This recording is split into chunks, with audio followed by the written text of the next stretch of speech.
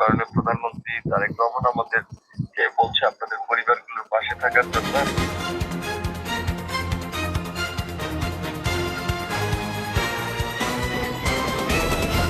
আমি ইউনূস সাহেবের সাথে কথা বলছি, উনি মানে আজকে আসছিল।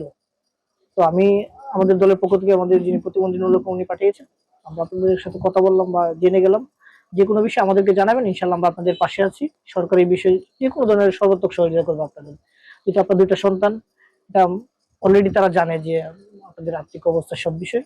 আশা করি সরকারি বিষয়ে ব্যবস্থা নেবে। ঠিক আছে, মন্ত্রী। হ্যালো, আসসালামু আলাইকুম। জি, ওয়ালাইকুম সালাম। শুনেন, আমরা সকালবেলা ফোন দিয়েছিলাম, বোধহয় আপনার সাথে কথা হয়েছিল। তো আমাদের তো আসলে মৃত্যুর উপরে তো কারো হাত নেই। যে আমরা দোয়া করি তার জন্য।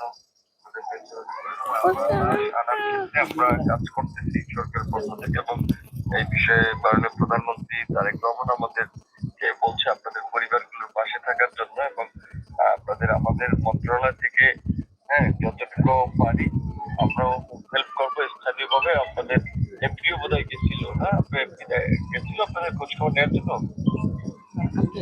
কালকে আসবে, এমপি আসছিল না। হ্যাঁ, কালকে সকালে উনি যাবে বোধহয়, ওনাকে বলে দেওয়া হয়েছে। এবং ঠিক গেছিল আজকে। আজকে অনেক মানুষের তাই থেকে আসছে,